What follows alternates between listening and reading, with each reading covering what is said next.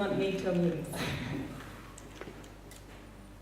One day, they will ask me for my autograph. May my blush never subside. One day, they will ask me for an interview, honored that I could find the time to allow myself to be unscrewed. In a bid to keep their audience glued, there are questions designed to amuse. And coming up next, just for you, they package publicity to make it personal. Their lies are intravenously slipped into free water, flavoring your coffee. Then there are the questions they will not ask. They will paint my face to reinforce the mask. When did you start writing? Is approved by the editor. Why didn't you stop? Is not. So I will answer now for the questions they will pretend they forgot. I couldn't stop writing because Daddy was impressed. I couldn't stop writing when Mama taught me that practice makes perfect and didn't teach me how to settle for less. I couldn't stop when my geekiness meant that the cool kids wouldn't miss a chance to laugh at my best. I couldn't stop when I had paper and pen in front of me, though I was meant to be studying for some French test.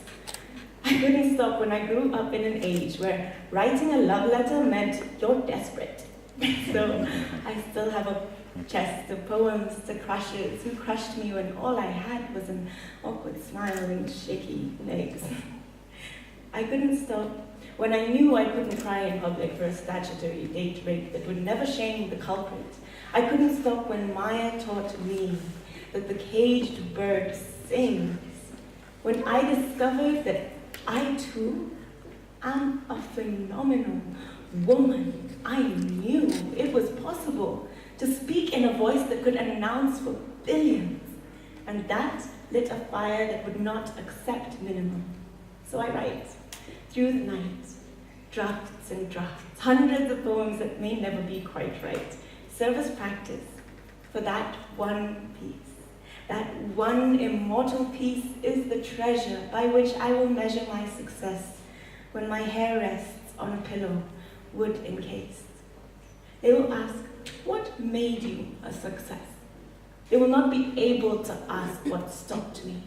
Of course, this world is filled with excuses we use to sit and bitch about how successful people owe us their success, so I made a list of all the things that could have stopped me, but kept me going instead. I was too young. I didn't have the right dress. I'm the wrong color to be identified with. Don't want to outstage whoever's coming next. I couldn't find the time. Stage fright shakes my bones to my neck. They don't understand me, and if I speak my mind, I might as well be getting undressed. I couldn't find the time. It doesn't pay. I didn't feel like getting out of bed today. All the things I could say if I never push myself, scare myself, work myself to a point where any camera would be bothered to record what I say. They will ask, how did you fall upon exposure? They don't want to know about the times before I learned to shout above the drunken hums that aren't bothered to listen to spoken word. When calluses deformed my middle finger, I just changed the way I wrote. They want to know about my rise to fame, not about the times I lay under the hurt, crouching, cowering from the stampedes that form crowds in this disinterested world. They want to see a smiling face, a two-dimensional role model. They don't understand. My hurdles scarred my shins and made me stronger, bolder. The beauty in truth has to be sought for. The curvature and the welts from life's daggers hold in them the secrets to true success, but to stop the beautiful, amusing doll from making anyone else feel less, we have to apply mascara, foundation, smooth away any formative facial lines that would confess that endless comfort zones in themselves concede any real shot at victory. Even in giving life, we bleed.